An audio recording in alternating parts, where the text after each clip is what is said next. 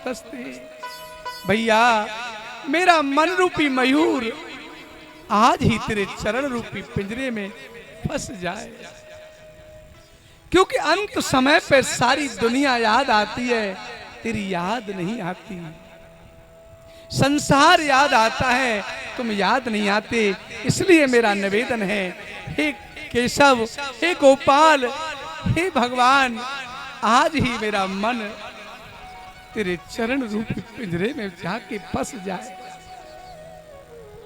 कि देहांत काले तुम सामने हो, मुरली बजाते मन को लुभाते। यही गीत गाकर मैं तन नाथ त्यागूं, गोविंद दामोदर माधव। हे कन्हैया, अंत में दुनिया याद आती है, तेरी याद नहीं आती। कि संसार क्या बना है, यहाँ सब धोखा धड़ी है। अरे फैला के माया जाल सबके पीछे पड़ी है। मेरे सत्संगियों तुम देख लो, संसार यही है, अंत में सबके साथ होता है व्यवहार यही है। आज पांडव सब मांग रहे हैं। आज मेरे गोविंद पांडवों से कहते हैं कि भैया अब मुझे बहुत समय हो गया, मैं जाना चाहता हूँ। तो भगवान जब जाने की कहते हैं तो पांडवों को ऐसा लगता है मानो प्राण निकल करके जा रहे हैं। आज मेरे गोविंद जाने की कह रहे हैं। युधिष्ठिर ने कन्हैया की सुरक्षा के लिए, क्योंकि युधिष्ठिर की नजर में कृष्ण बालक हैं, अर्जुन की नजर में मेरे गोविंद जो हैं गुरु हैं। कभी भी कोई कथा सुन रहे हो, कोई कहानी सुन रहे हो, कोई वार्ता सुन रहे हो, जब तक उसके प्रति आदर नहीं होगा, उनकी बात आपके दिल में नहीं बैठेगी। जो कथा कन्हैया ने अर्जुन को सुनाई वही युधिष्ठिर को सुनाई। अर्जुन की समझ में आ गई, युधिष्ठिर की समझ में नहीं आई।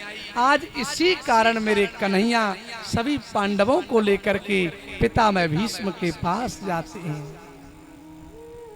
आहा, सैकड़ों बाण जिनके लगे हुए हैं और आज कुरुक्षेत्र के विशाल मैदान में सो रहे हैं। एक एक बूंद रक्त जिनके शरीर से निकल रहा है। जैसे ही पांडवों को देखा, हाथ तो नहीं जोड़ सकती क्योंकि बाण लगे हैं। पांडवों के पीछे से देखा तो मेरे गोविंद का पीताम्बर दिखाई दे गया।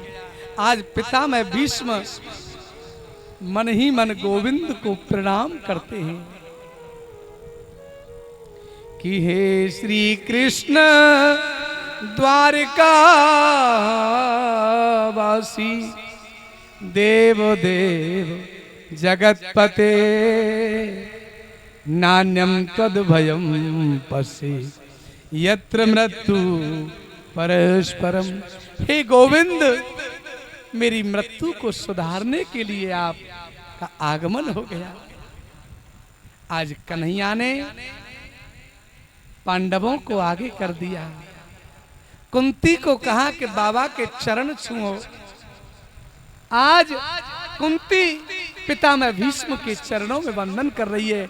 पांचों पांडव मेरे पितामह से वंदन करते हैं और मेरे गोविंद ने कहा पितामह अपनी आयु का जो अनुभव है उसके माध्यम से इनको मार्ग दिखाइए। आज पितामह ने कहा गोविंद, कोई दूसरे को सम्मान देना तो तुमसे सीखे लाला। सब कुछ जानते हुए मुझे सम्मान देना चाहते हो हैं? तुमने कहा है तो मैं जरूर बताऊंगा। आज पितामह भीष्म पांडवों को ज्ञान उपदेश कर रहे हैं।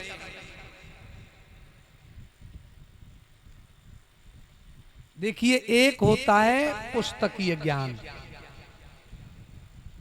एक होता है अनुभव का ज्ञान। मेरे गोविंद कहने लगे पितामह आपको अनुभव का ज्ञान है, आपको अपनी आयु का अनुभव है।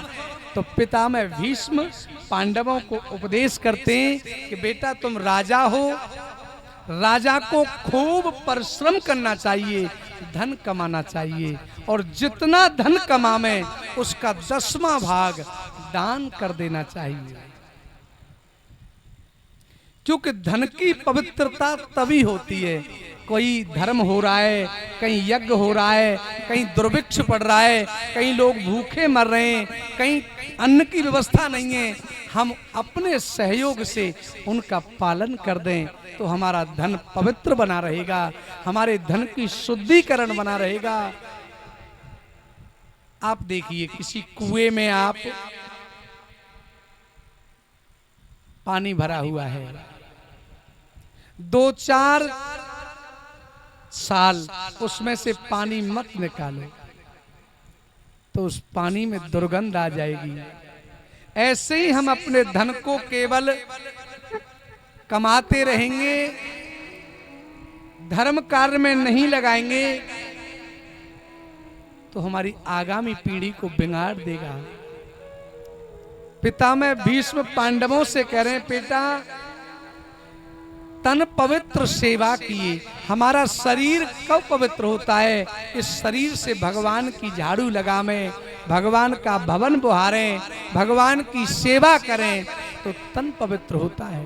तन पवित्र सेवा किए, धन पवित्र कर दान और मन पवित्र हरि भजन से होत त्रिविध कल्याण। धन पवित्र होता है दान करने से, मन पवित्र होता है प्रभु का भजन करने से, सुमरन करने से, प्रभु का नाम लेने से, ईश्वर का स्मरण करने से कि उसको एक बार भी धन्यवाद नहीं देते। देखिए जिस संसार में केवल धोखा है उसे हम बार बार धन्यवाद देते हैं, लेकिन जिस संसार में जिसने भेजा है उसको हम एक बार भी धन्यवाद नहीं करते। इतनी बातें कह रहे थे और चौथा शब्द का पितामह ने कि बेटा तुम राजा हो, राजा को अपने प्राणों की बलि लगा करके भी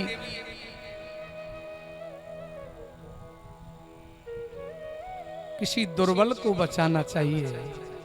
अगर हमारे सामने कोई अपराध हो रहा है, कोई दुर्बल को सता रहा है, कोई बैठी गाय को कष्ट दे रहा है, कोई किसी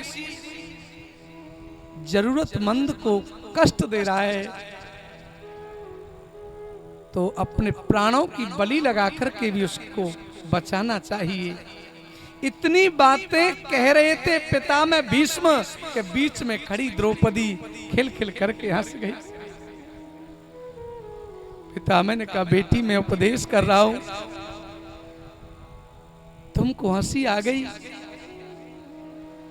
द्रौपदी हाथ जोड़ के बोली पितामह बस ऐसे ही, कुछ नहीं। नहीं बेटा कोई बात तो है। बोले नहीं पितामह कुछ बात नहीं। बोले बात जरूर है।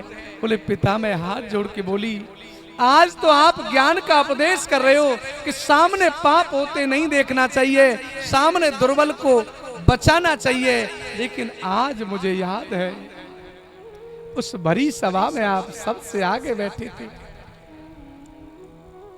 आप इतने बड़े दिग्गज वीर धनुर्धर थे, आप चाहते तो दुष्ट दुशासन की हिम्मत नहीं मेरी साड़ी को छू भी लेता।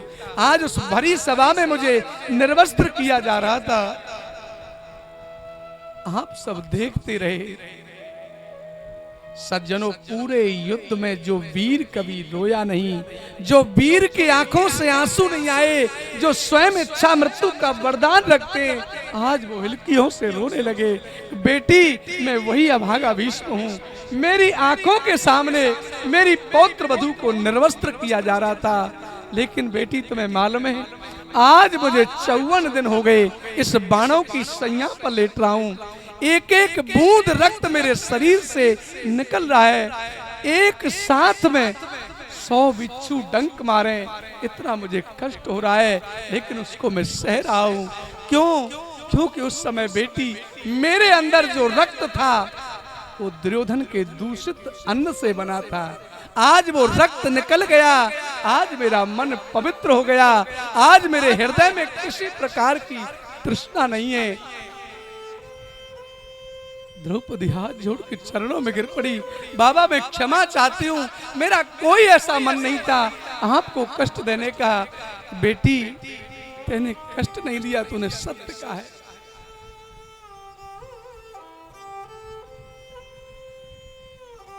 आज द्रौपदी कहने लगी ये तो मेरे द्वारकाधीश की कृपा थी कि मेरी आबरू को बचा लिया। भगवान तो आज भी सबकी आबरू बचाते हैं, लेकिन विश्वास करें तब ना कि अपबल तपबल और बाहुबल चौथो है बलराम। एरी सूर्य किशोर कृपा से सब विधि हारे को हरि नाम।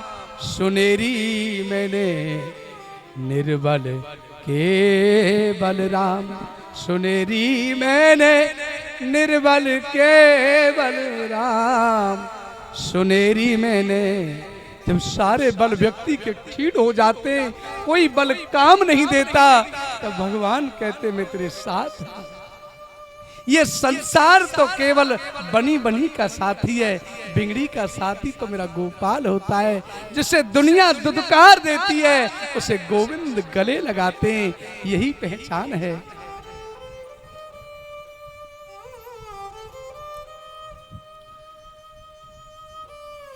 आज मेरे कन्हैया शांत खड़े हैं।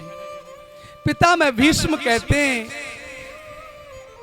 कि अब मुझसे कोई बात नहीं करना, दो बात मैं गोविंद से करना चाहता हूं। हे गोविंद, मेरी मृत्यु को मंगल में बनाने के लिए आपका आगमन हो गया कि इति मति वृतृष्णा सात्वत पुंगवे विभुम्न। हे गोविंद, मेरी एक पुत्री है, आज मैं जाते समय अंत समय वो पुत्री आपको देना चाहता हूं, आप मेरी पुत्री का वरण कर लीजिए। इतना कहां था, अर्जुन तुरंत दौड़ के आए, बाबा हमारी कोई बुआ थी, हमें मालूम नहीं। अरे हमने तो सुना हमारे बाबा ब्रह्मचारी हैं, नैष्ठिक बाल ब्रह्मचारी हैं, पिता में भीष्म। अर्जुन थोड़ा ज्यादा लाड करते ना, गोदी में चले गए। पितामह ने कहा बेटा मेरी पुत्री को तुम नहीं जानोगे, गोविंद जानते हैं। आज मेरी बुद्धि रूपी पुत्री जो है बिल्कुल शुद्ध हो गई है, पवित्र हो गई है, किसी प्रकार की आशा नहीं है। वितृष्णा भगवती सात्वत पुंगवे, आज मेरे मन में किसी प्रकार की लालसा नहीं है। अपनी मति रूपी पुत्री को मैं आपको समर्पण करना चाहता हूं। आज मैं वही चाहता हूं, वो झांकी मेरे हृदय में बैठ जाए। जिस समय युद्ध हो रहा था ना, प्रतिज्ञा हुई थी, मेरे गोविंद ने कहा था अर्जुन मैं तेरे साथ तो रहूंगा, लेकिन पूरे महाभारत में मैं अस्त्र शस्त्र ग्रहण नहीं करूंगा, मैं कोई हथियार नहीं उठाऊंगा। और उसी समय कौरवों के सेनापति पितामह भीष्म, उसने कहा कि गोविंद अगर मैंने तेरे हाथ में शस्त्र न उठवाया तो मैं भी भीष्म पिता नहीं, मैं भी गंगा का जाया नहीं। कि आज जो हरि शस्त्र न गहाऊं, तोला जो गंगा जननी को मैं शांतन सुत न कहूं। मैं भी प्रतिज्ञा करता हूं, मैं शांतन का बेटा नहीं, गंगा का जाया नहीं। युद्ध के मैदान में अर्जुन का रथ चला रहे हैं गोविंद, जैसे ही पिता में भीष्म ने 2-4 बाण अर्जुन के घोड़े के लगाए, 2-4 बाण अर्जुन के लगाए, 2-4 रथ में लगाए। कन्हैया बोले कुछ करो ना अर्जुन, ये बूढ़ऊ बाबा तुम्हें मार देंगे।